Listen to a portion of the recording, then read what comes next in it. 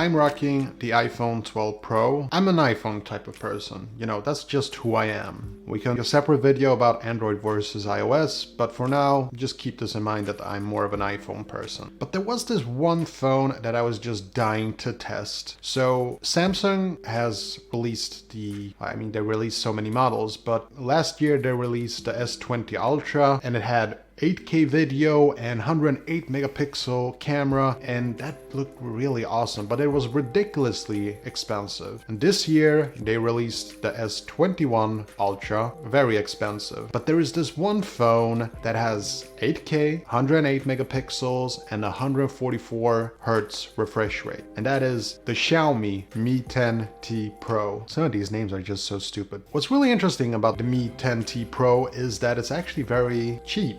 I mean, compared to flagship devices, compared to the iPhone or Samsung flagships. I was really dying to test out, you know, the 8K, the 108 megapixel and 144 refresh rate, but it just felt like a waste of money since I'm never gonna switch from my iPhone, so, you know, but it was just nagging on me, and it got a bit cheaper. And then they even included that you get an extra smartphone in the price for one. And you recently saw me, I made a review of the Redmi 9, which is a pretty good, decent budget smartphone, you know, that was this. And then of course, this is the 10T Pro, and this thing is amazing. This is just a box, by the way. You recall from my review, this is the Redmi 9, and it's got a nice teal color to it. Somebody should send one of these to Dave2D.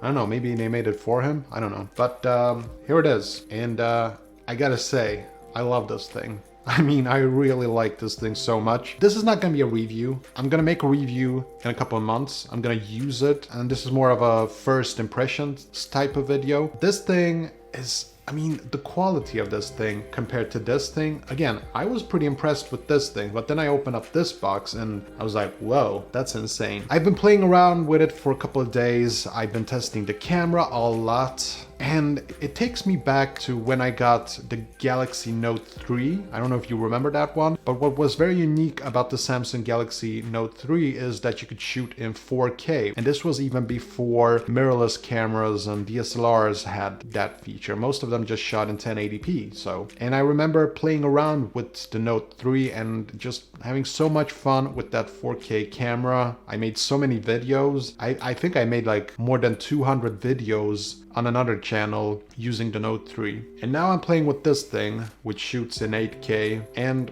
let me start off with the 8K. So first of all, let's be perfectly frank, the chip on this smartphone, technically speaking, it's not capable of 8K, it's capable of 6K.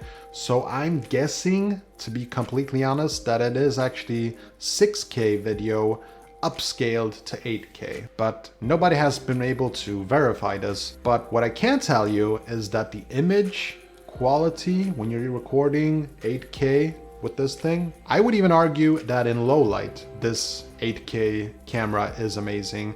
And I actually don't think it has so much to do with the 8K resolution. It has to do with the fact that this smartphone has a very big sensor compared to the iPhone, for example. And so I think that that big sensor is making a lot of difference. I've noticed when I'm shooting in low light, I mean, all cameras, even the iPhone, struggles in low light. But this one was actually, I'm pretty impressed with it. Like recording and taking pictures, very impressive low light performance. So here I'm just showing some samples. Now they're downscaled to 4K, but don't worry, I plan to release an 8K video later on. And now I want to talk about the 108 megapixel camera. So I saw samples before I bought this, so I knew this was legit. 108 megapixels, which sounds insane. And I'm kind of surprised that a lot of YouTubers are actually bashing this. Like they're saying, oh, it gets more grainy, it's a bit sharper, but you don't need it. And I agree, like I'll be fully honest, most people don't need 8K and 108 megapixels. This is geek stuff 101. Like if you like to play around with cameras, this is a really fun camera to use, okay? So the 108 megapixels, like if you zoom in, you get really amazing details. Like I've been taking pictures of my cats, for example, and really like zooming in, and I'm like truly impressed.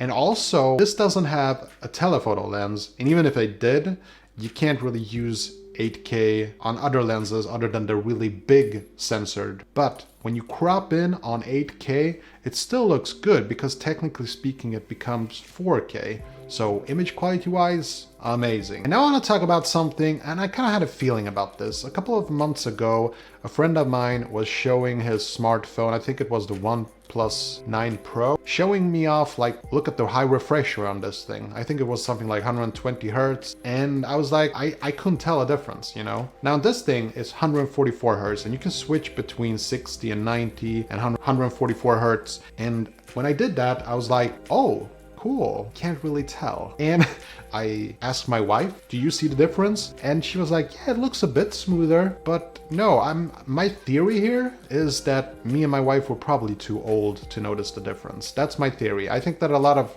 younger people love high refresh rate, but I honestly can't tell the difference. And it's actually the same thing with my TV. It has something like a 100 Hertz display, which speeds up regular movies. They sort of look a bit quicker, more smoother, and it's nice, but I really can't tell the difference if it's on or off. I just can't. I think my eyes are too old. That's my only theory. I can't explain it. So anyway, I'm having a lot of fun. There's a lot of fun features on this thing. The camera app is phenomenal. You got a lot of settings. I only have two complaints really about the camera. One is, why can't you shoot in 24 frames per second on Android devices? I just don't get it. Like, why is it so hard to have switch 30 to 24? All Android devices that I've ever tested only shoot in 30 or 60 FPS. I don't get it. It should be 24. It's more cinematic, like this video. The other problem I have, and it's also, I'm kind of picky here, but I think that a smartphone that has the capabilities to shoot 8K video should be able to perform 960 frames per second slow motion. It can't. It has a limit at 120. Now my iPhone, it can shoot slow motion in 240 FPS. That's fine. But I want to show you something. This is my Sony Xperia XZ1 Compact, I think that's what it's called. This thing is a couple of years old and it can shoot in 960 frames per second in full HD. That's weird. That's why I got it, by the way. My theory here is, in order to be able to shoot in 960 frames per second, you need to have a Sony sensor. That's my guess. And this one uses a Samsung sensor, if I'm not mistaken. And the previous Mi 10, just the Mi 10, not the Mi 10T Pro, the Mi 10, it could shoot 960 frames per second. And it's probably because that one had the Sony sensor. So anyway, I was worried that I would buy this thing and I would just feel like, what a waste of money.